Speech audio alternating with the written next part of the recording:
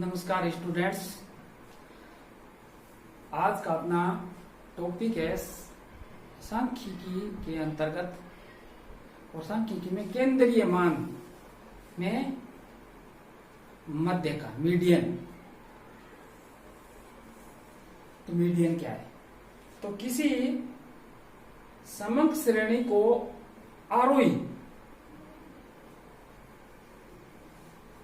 यानी बढ़ते हुए, छोटे से बड़े बढ़ते हुए या अवरोही घटते हुए क्रम में व्यवस्थित करने पर उस श्रेणी के मध्य में जो मूल्य आता है, यानी आरोही या अवरोही करते हैं और उस श्रेणी के मध्य में जो मूल्य आता है वही मध्य का या मीडियन कहलाता है।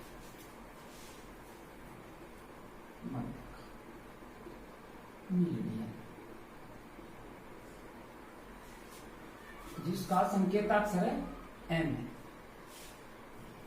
यानी किसी समग्र श्रेणी को पहले आरोही क्रम करें या अवरोही क्रम करें और मध्य में जो मूल्य आता है वह मध्य का कहलाता है। क्रोनर के शब्दों में यानी क्रोनर ने परिभाषा दी है या बताया कि मध्य का क्या है। मध्य का समग्र श्रेणी का वह चर मूल्य है, यानी कोई समग्र श्रेणी है और चर मूल्य वह है जो उस समूह को दो बराबर भागों में बांटता है। ये कोई श्रेणी है और उसको दो बराबर भागों में बांटता है। तो 50% मूल्य है या आधे मूल्य है मध्य का से अधिक, ये मध्य का हो गया अधिक, और 50% मूल्य या आधे मूल्य मध्य का से कम हो मध्य का कहलाता है। क्रोनर के शब्दों में समग्र श्रेणी के दो बराबर भागों में बांटता है मध्य का। अब मध्य का निर्धारण है। मध्य का निर्धारण किस प्रकार होता है? मध्य का निर्धारण करने के लिए हम पहले पढ़ चुके हैं कि 3 श्रेणियों के अंतर्गत मध्य का मूल्य ज्ञात किया जाता है। कौन कौन सी श्रेणी होती है? एक व्यक्तिगत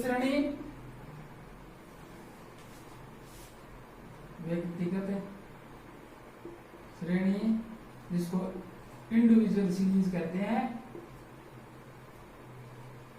दूसरी खंडित श्रेणी, डिस्क्रीट सीरीज, और तीसरी है अविच्छिन्न श्रेणी, जिसको कंटिन्यू सीरीज कहते हैं।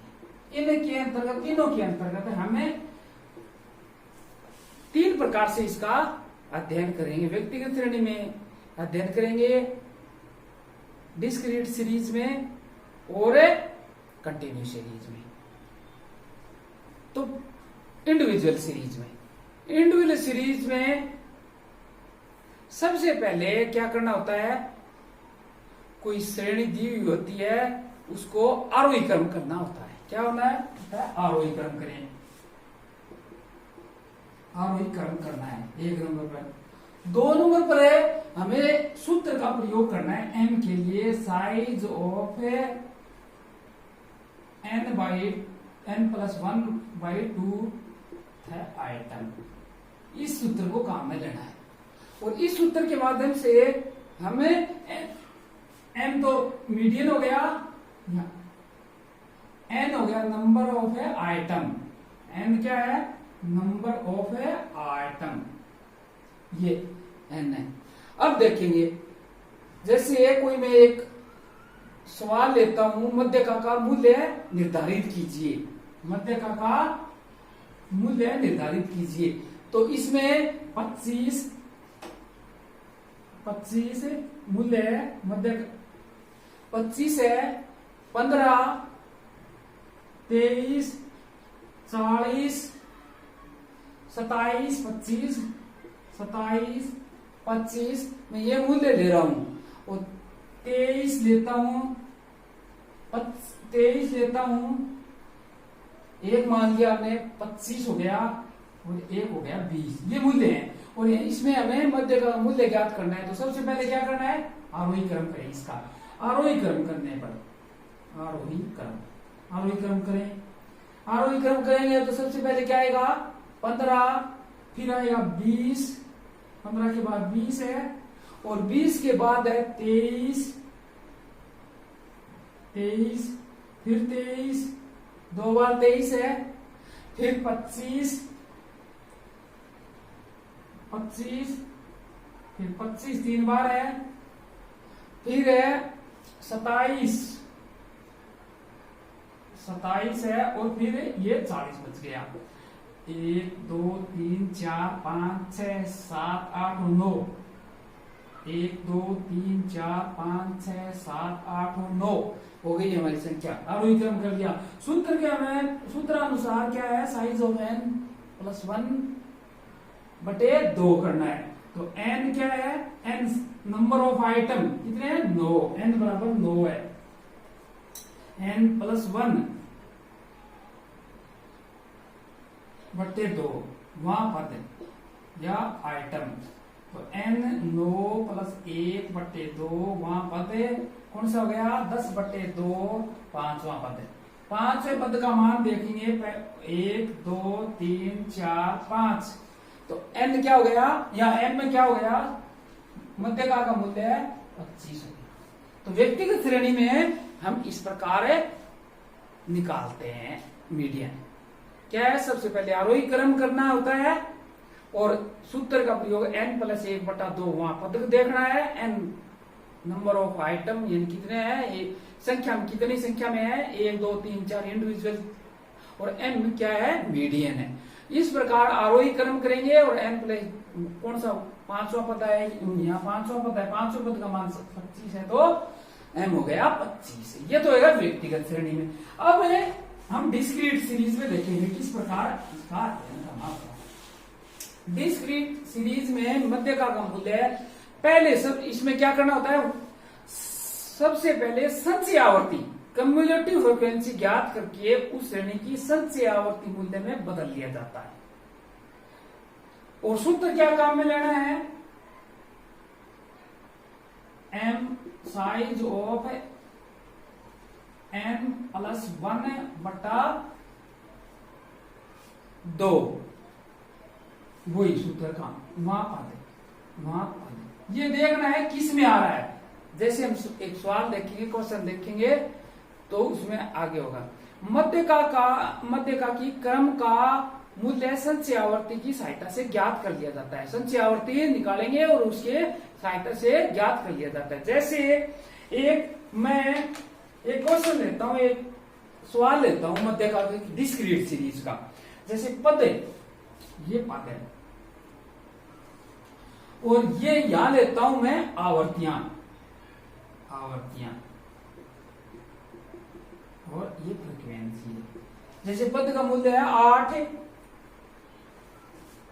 8 के बाद 12 लेता हूं, 14 8 10 12 14 16 दो के अंतराल से 16 18 और 20 ये मूल्य लिए मैंने। और यहां फ्रीक्वेंसी ली है 3 7 12, और 12 के बाद लेते हैं मान 28, 28 के बाद कोई मान लो 10 9 और 6 लेते हैं, ये लिया हमने। अब इसकी क्या करना है, सबसे पहले CM निकालना है, संचयी आवर्ती जिसको कहते हैं कम्युलेटिव फ्रीक्वेंसी, संचयी आवर्ती। ये कैसे संचयी आवर्ती में 3 और 7 को जोड़ना है, 3 में 7 को जोड़ना है, कितना हो गया 10 और 12 22 और ये 50 60 69 और 75। ये ले लीजिए। n क्या हो गया अपना, n 75। तो n क्या है, आवर्तियों का जोड़ है, आवर्तियों का जोड़ है। और सूत्रानुसार जैसे हम देखते किस हमारा वर्ग कौन वर्ग में जाएगा। तो देखो n+1/2 वहां पद देखना है। n क्या है 75 +1/2 76/2 और हो गए 38। 38 वहां किस पद में किस में जा रहा है संचयी आवर्ती, क्योंकि 22 के बाद 38 वहां 50 में शामिल होगा। किस में शामिल होगा 50 में। ठीक है 38 के बाद क्या है 38 हो या 38 के बाद हो वो तुरंत आगे वाला 50 है, तो 50 और x के मूल्य में तो m 14 m बराबर क्या हो गया 14। इसमें f वाला नहीं लेते हैं, x वाला शामिल किया जाता है। x ये पद जो x का मान है आवर्ती का मान शामिल नहीं किया जाता। इसमें 50 के सामने x में 14 है तो m में हमारा हो गया 14। मीडियन हमारा क्या गया 14। ये तो हो गया हमारा खंडित श्रेणी डिस्क्रीट सीरीज का। इसमें क्या आवर्तियां थी और आवर्ती को संचयी आवर्ती में बदलना पड़ता है और फिर किस मान में जा रहा है n+1/2 वहां पद कौन से संचयी आवर्ती में शामिल हो रहा है, जैसे 38 वहां 50 में शामिल होता है इसका मान। ये हो गया डिस्क्रीट सीरीज का सवाल है। अब है हम अविच्छिन्न श्रेणी या कंटिन्यू सीरीज को पढ़ेंगे। कंटिन्यू सीरीज में सीरीज दी होती है, जैसे इसमें क्या होता है सबसे पहले संचयी आवर्ती ज्ञात की जाती है और संचयी आवर्ती ये देखना है, निकालनी है संचयी आवर्ती। CF बोलते हैं कम्युलेटिव फ्रीक्वेंसी। उसके बाद n सूत्र n को निकालने के लिए जैसे n/2 वहां n+1 किया था, यहां सिर्फ n/2 से ज्ञात करेंगे, ज्ञात किया जाएगा। और 3 नंबर पर हमें सूत्र काम में लेना है। क्या लेना है m निकालने के लिए L1 + I/f और n/2 - c। ये कैसे सूत्र से हमें सब कुछ समझ में आ जाएगा। जैसे मैं कोई एक सवाल लेता हूं, प्राप्तांक यहां प्राप्तांक है और यहां लेता हूं आवर्तियां कितनी प्राप्त, यानी विद्यार्थियों की संख्या कितनी है आवर्तियों में, विद्यार्थियों की संख्या प्राप्तांक करने वाले विद्यार्थियों 0 से 10, 10 से 20, 20 से 30 और 30 से 40 और 40 से 50। ये हमारी क्लास वर्ग हो गया है।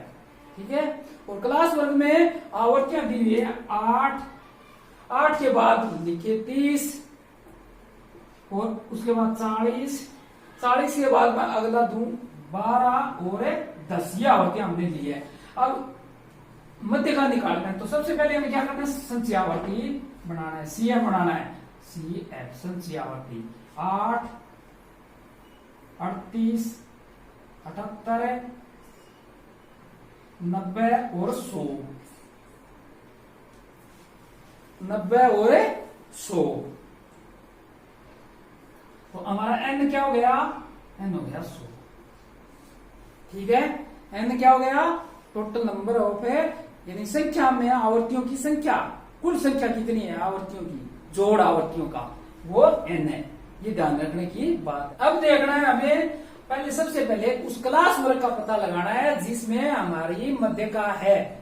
उस क्लास वर्ग का पता लगाने के लिए क्या करेंगे n/2 देखेंगे। n कितना है 100 और बटे 2 यहां आ गया 50। 50 का मूल्य किस संचयी आवर्ती में शामिल हो रहा है, 38 तो कम रह गए, ये शामिल है। हमें क्लास वर्ग का पता लग गया। और यहां अब देखना है हमें L1 क्या है, L1 का मतलब है लोअर लिमिट, निम्नतम सीमा, ये 20, ये L1। ठीक है L1। और अब देखना I का मतलब है इंटरवल ऑफ क्लास है, interval of A median class. Interval कितना हो गया 10 का, ये हो गया 10 है, तो आई बराबर 10 हो गया इंटरवल। एफ है उस वर्ग की आवृत्ति, फ्रीक्वेंसी उस वर्ग की आवृत्ति कितनी है 40 ठीक है।